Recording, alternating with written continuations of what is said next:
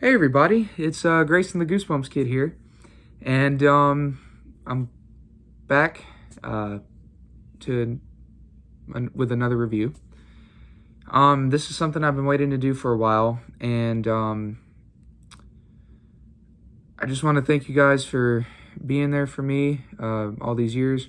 I was inspired to come back, just for y'all's love and continued support, and I really do appreciate it. Growing up on this community, I think I was like 12 when I first started, or 12 and a half years old when I first started. Now I'm 16. Man, time does fly. Fixing to be 17 in October, so next month. Pretty excited to, be 1 year away from voting age and being a legal adult. So anyway, enough about me. Today, I've got a Give Yourself Goosebumps book review coming out, hopefully today, if Grayson here can, future Grayson here can get it out.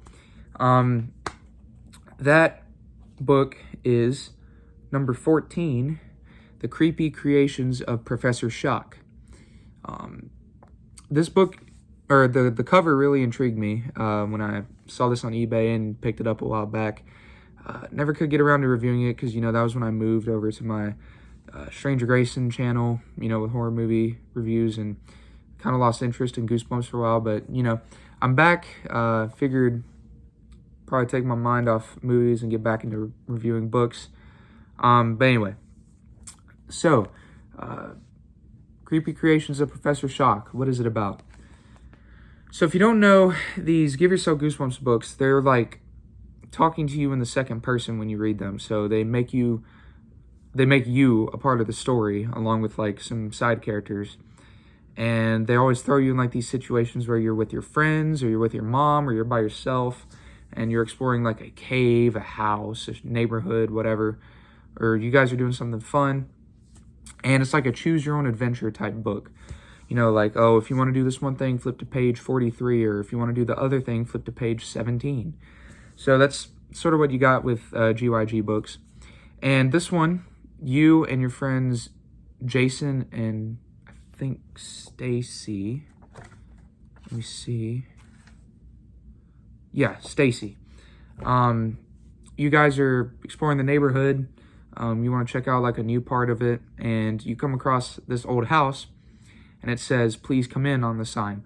So you guys go there, which kind of weird to me. I don't know. I mean, I wouldn't just go into a random old house that said, "Please come in." That's very, bad vibes, red flags. Anyway, you get to meet a guy named Professor Shock, and he needs help cleaning out his garage. So you guys decide to help him, and he leaves for a few, but he tells you not to touch anything, whatever, yada, yada, yada. While you're waiting on him, you come across a secret room, and you see like these two switches. One switch is red, and the other switch is white. If you pull the red switch, you turn on this creepy-looking robot, which I believe is on the cover here. Correct me if I'm wrong, but I believe this is the robot you turn on with the red switch. Or you flip the white switch, and you see this mirror, and you go into like a mirror dimension where everything's reversed and everything. It's sort of like a nod to Let's Get Invisible, but this is where the adventure begins, and you choose where to go, see what endings you get, etc. When I first read this book, I chose the red switch path with the robot, and I gotta tell you, that was a heck of a ride. You got to see a few endings that were very dark, but then you had some like anticlimactic endings, if I gotta be honest. Towards the end, fixing to finish up the book and get it reviewed for you guys, I chose the white switch, and the mirror dimension, or like the mirror land, whatever. It's similar to Let's Get Invisible, but it's not, if you know what I mean. Like, there's nods to Let's Get Invisible in there, but the whole synopsis is completely different from that. There's like a part where you're having to chase your reflection. Then like on the red switch side, you have like a robot that comes to life, and you come across like this remote control at one point that it's like a universal remote. kind of gives me, it's like a universal remote that controls all electronics in the room. But the remote in the way kind of reminds me of the short story Click from Tales to Give You Goosebumps, like the first Tales. I don't know if it did it for you guys, but for me personally, that kind of gave me Click vibes. And the characters themselves in the book, Jason and Stacy, you know, they were okay. You know, they didn't seem like the people I would hang around with. You know, if I was in, like, if this was real, I wouldn't be hanging around those folks. They just seem like troublemakers to me. Jason more than Stacy, though, if I got to be honest. Professor Shock is definitely a creepy scientist. You can definitely tell just by the vibes of the book. Very, very just weird and just unnatural. But there are some funny moments with him in the book, which you'll see once you read it. The endings, some of them were anticlimactic and others were very dark.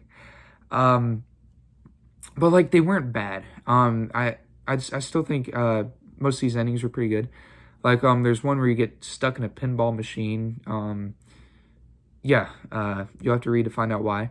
And then there's another one where cyborgs take over the world, and you discover just somebody tied up in a basement in the robot, or in the Red Switch timeline, if you know what I mean.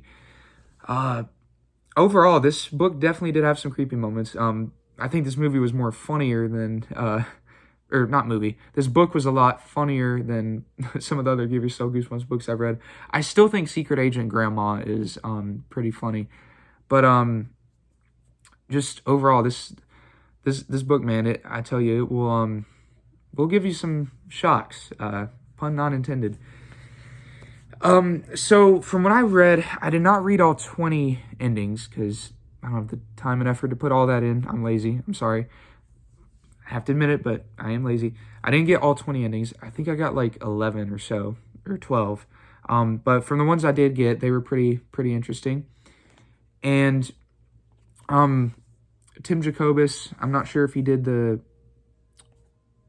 illustrations for it, at least for this. I know he didn't do most of them for Give Yourself Goosebumps books. Let me see if there's a signature. Nagata, I believe that is a signature right there. So I think he did the illustration and not Tim Jacobus, which is unfortunate, but you know, you gotta branch off to different illustrators. I still think Tim Jacobus is the best illustrator for any Goosebumps book. But overall, I do enjoy the cover. I will tell you this. Whenever you're picking out a Goosebumps book, do not read the back, because I feel like the back side to me just kind of gives away the plot of the book. I like going in with like surprises and everything. I avoid reviews until after I've read the book for myself. I really don't read the back synopsis because that just gives away some of the story, in my opinion.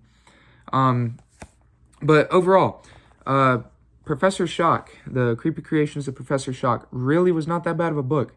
I'm not sure if it's my favorite Give Yourself Goosebumps book I've read so far, but it's definitely up there. If I had to rate it on a scale of 1 to 10, I'd give it about an 8 to an 8.5. It was a really solid book.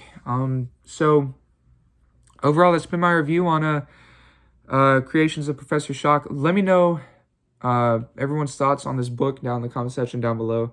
Really love to hear your thoughts. But yeah, pretty good book. Anyways, I'm really glad to be back. Gonna have some reviews coming y'all's way. I might not be as fluent as I used to be, just because, I've got a job now, but fortunately I can buy books with my own money now. But if you do see me like taking like a few days break in between reviews, just know it's my job and school and all that, But you guys should get another video either tomorrow or Monday, just depending on when I am able to get it out. And yeah, thank you all so much for watching. I will leave a link to the Goosebumps Discord server in the description down below, because I know some people have been wanting to join that for a while. And yeah, make sure to join our Goosebumps Discord server. God bless, and I hope you guys have an amazing weekend. Bye, everyone. God bless.